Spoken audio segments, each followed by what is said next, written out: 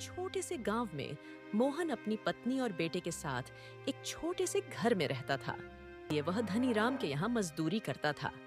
एक बड़े जमींदार के घर पर साफ सफाई का काम करती थी और खूब मेहनत करते थे और अपने बेटे राजू के साथ कठिनाई भरा जीवन व्यतीत करते थे।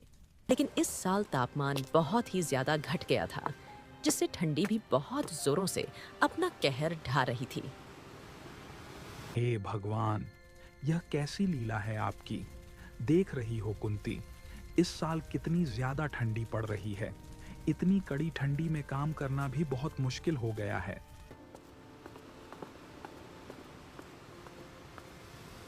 राजू बेटा, तेरे पापा काम पर चले गए और मैं भी अब जा रही हूँ काम पर। तुम घर का ख्याल रखना और घर से बाहर मत जाना। ठीक है माँ, मैं घर से कहीं नहीं बाहर जाऊंगा। तुम जल्दी आ जाना। इतना कहकर कुंती भी काम पर निकल गई। जमींदार, जो स्वभाव से बेहद कठोर और क्रोधी था, अलाव के पास खड़ा हुआ अपने सेवकों पर चिल्ला रहा था। अरे कुंती, इतनी देर से आ रही हो? तुम्हें पता भी है कि इस ठंड में मेरे आदमी घर का काम जल्दी खत्म करना चाहते हैं। लगता है काम की कीमत नहीं समझती हो। माफ कीजिए, आज ठंड इतनी ज्यादा थी कि जल्दी उठ नहीं पाई। बहाने बनाना तो तुम्हें आता है। अगर आज से काम में कोई भी कोताही हुई तो तुम्हारा हिसाब कर दूंगा। जमींदार की यह सब बातें सुनकर कुंती को बहुत दुख हुआ, लेकिन उसकी मजबूरी थी। वह चुपचाप अपना काम करने ही जा रही थी। तभी वहां जमींदार की पत्नी ठकुराइन आ जाती है। क्यों डांट रहे हो उसे इतनी ठंड में? वो भी इंसान है, काम करने आई है, यही क्या कम है? तुम्हें नहीं समझ आता? ये लोग हमारी सहानुभूति का फायदा उठाते हैं। इन्हें समय पर सबक सिखाना जरूरी है। कुंती ने कुछ नहीं कहा। उसने सिर झुका लिया और अपने बेटे राजू की सोचते हुए जल्दी जल्दी काम खत्म करने में लग गई। श्याम ठंड से कांपते हुए धनीराम के घर पर मजदूरी कर रहा था। अरे श्याम, काम ठीक से कर रहा है या ठंड के बहाने सुस्ताने की कोशिश कर रहा है? नहीं मालिक, पूरी मेहनत कर रहा हूँ। ठंड बस थोड़ी ज्यादा है, इसीलिए हाथ पैर जम से रहे हैं।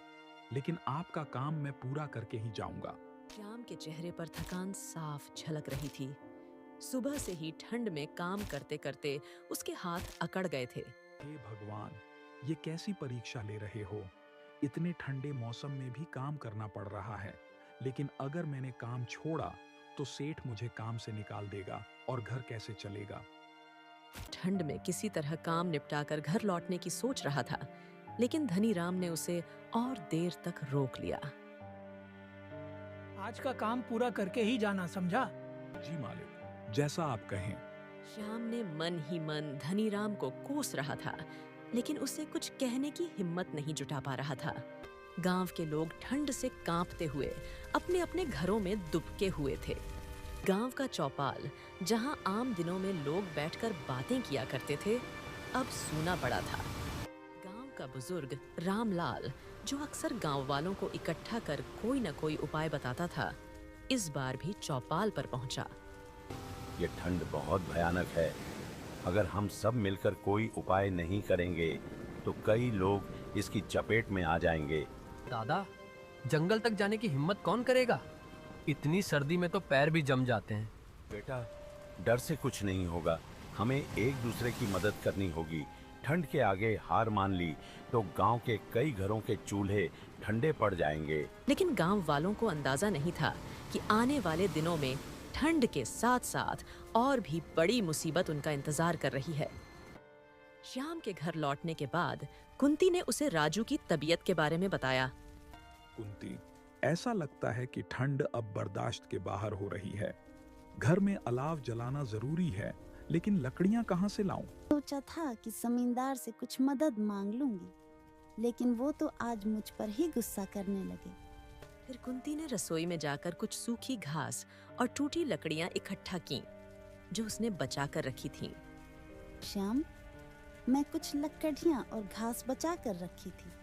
इनसे ज्यादा देर तक आग नहीं जल पाएगी, लेकिन राजू को ठंड से थोड़ा आराम मिल जाएगा। कुंती, क्या ठाकुर आइन ने तुम्हारी कोई मदद नहीं की? वो तो आम तौर पर दयालु दिखाई पड़ती हैं। अजय उन्होंने रसाई दी थी जो राजू को दी है, लेकिन जमींदार के गुस्से की वजह से मैं ज्यादा कुछ कहने की हिम्मत नहीं कर सकी। राजू अलाव के पास लेटा हुआ ठंड से कांपते हुए खांस रहा था। कुंती उसके पास बैठी रही और श्याम को बाहर जाकर और लकड़ियों का इंतजाम करने को कहा। श्याम, कुछ भी करके जंगल से लकड़ियां लानी होंगी।